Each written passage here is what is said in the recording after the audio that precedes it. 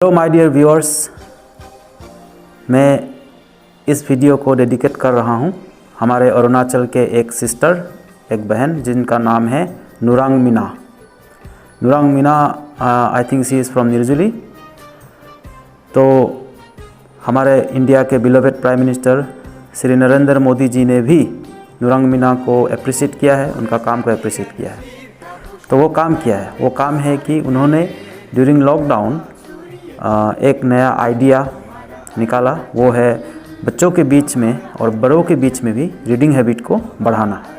तो उन्होंने एक स्ट्रीट लाइब्रेरी निकाला, स्ट्रीट लाइब्रेरी। तो मैंने देखा था वीडियोस, न्यूज़ में भी देखा था, इवन डीडी न्यूज़ में भी दिखाया गया। तो वहाँ पर जो स्ट्रीट लाइब्रेरी में बुक्स जो है फ्री ऑफ कॉस्ट आकर के पढ़ सकता है, घर ले जा सकता है और फिर वापस करके एक्सचेंज करके दूसरा बुक भी पढ़ सकता है। तो मैं इस वीडियो क्यों बना रहा हूँ, first of all to congratulate her on being praised by Shri Narendra Modi ji and to say thank you, क्योंकि ये आइडिया मुझे भी बहुत पसंद आया। क्योंकि मैं आजकल जो देख रहा हूँ कि बच्चे जो है किताबों के और एकेडमिक बुक्स और कॉम्पिटिटिव एग्ज़ाम्स के किताबों को छोड़कर बाकी बहुत सारे अच्छे किताबें हैं उन्हें पढ़ना धीरे धीरे छोड़ रहा है।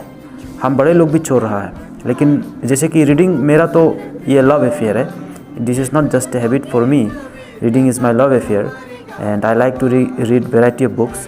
तो आपको भी याद होगा, जो मेरे उम्र के होगा, जब हम लोग छोटे थे तो हम लोग चंदा मामा पढ़ते थे, जो इंडिया के कई रीजनल लैंग्वेज में भी आ जाता था। तो चंदा मामा हम हिंदी या अंग्रेज़ी में पढ़ते थे। उसके बाद Alice in Wonderland, Jataka tales, Vikram Betal, Arabian Nights, उसके बाद में कॉमिक्स भी आया, डीसी कॉमिक्स, और कॉमिक्स में राम रहीम, चाचा चौधरी, इस तरह के बहुत सारे हम लोग पढ़ते थे बचपन में। क्योंकि उस ज़माना में कलर टेलीविज़न नहीं था, और जब कलर टेलीविज़न आया फिर केबल नहीं था। अभी केबल है, इंटरनेट है, यूट्यूब है। तो उस समय में हम लोग का मेन सोर्स ऑफ एंटरटेनमेंट जो होता था, आइदर हम लोग न्यूज़पेपर पढ़े, कॉमिक्स पढ़े या कुछ किताबें।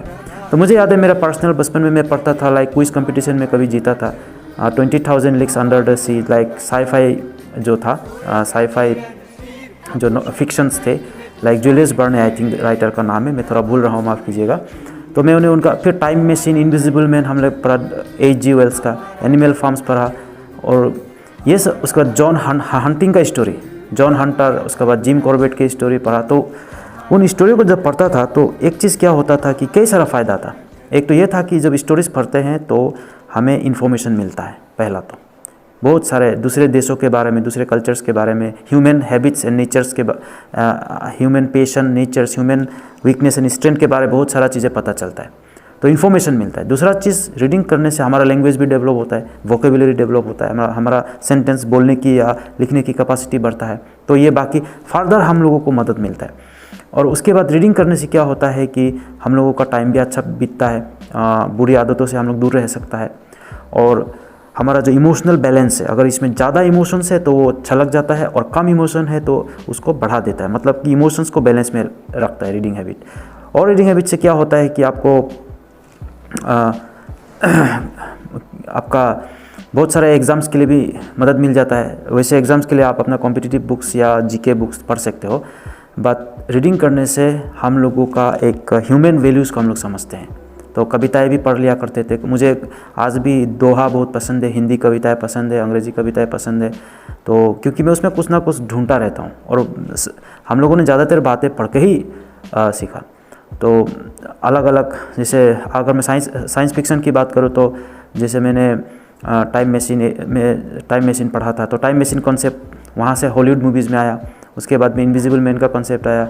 उसके बाद में हमारा जो जूलियस बर्न का जो किताब था हंटिंग के बारे में, बहुत सारे बातें समझ में आया कि हंटिंग क्या है। जिम कॉर्बेट जो इंडिया में ब्रिटिश ऑफिसर थे आई थिंक, तो उनको बुलाया गया था स्पेशली, क्योंकि उस ज़माने में इंडिया में बहुत टाइगर्स थे, तो उनको थोड़ा मिनिमाइज़ करने के लिए, कंट्रोल करने के लिए। मैंने सुना है जिम कॉर्बेट को आज भी वहाँ पूजा जाता है, कई कई जगह में गाँव वाले उनको पूजता है, जहाँ पर शेरों का शिकार भी किया गया और शेर को पूजा भी जाता है। लेकिन शेरों नॉट शेर, आई थिंक बाघ यानी कि टाइगर, शेर आपका लायन होता है। तो ये बच्चों के बीच में रीडिंग हैबिट डेवलप कराना, ये बहुत ही अच्छा काम कर रहा है, अप्रिशिएट करता हूँ। तो रीडिंग हम लोगों का जो लव अफेयर है, माने ये एक लव अफेयर होना ही चाहिए।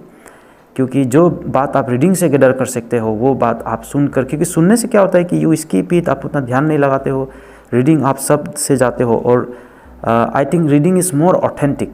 राइटिंग जो चीज़ है, जो किताबें जो चीज़ है, is more authentic, more truthful, more क्योंकि उसमें आपका एक फ़ायदा ये होता है कि आपका इमेजिनेशन डेवलप होता है।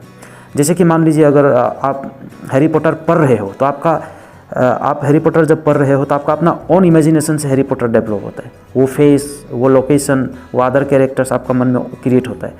लेकिन अगर जब आप फिल्म देख लेते हो तो आपका मन में हैरी पॉटर का वो शक्ल फिक्स हो जाता है। वैसे पर्सनली मुझे हैरी पॉटर उतना पसंद नहीं है। I think it's too much characters, too much magic and this. But बचपन में मैंने सुपरमैन, बैटमैन, आपका क्या नहीं पढ़ा वो कॉमिक्स में, डीसी कॉमिक्स में, मार्वल कॉमिक्स में। तो लेकिन मेरे ज़्यादातर अरेबियन नाइट्स, इस तरह के जो कहानियाँ होते थे, इसमें विक्रम बेताल के कहानियाँ, उसमें डिसीजन मेकिंग मैंने सीखा विक्रम बेताल के कहानियों में।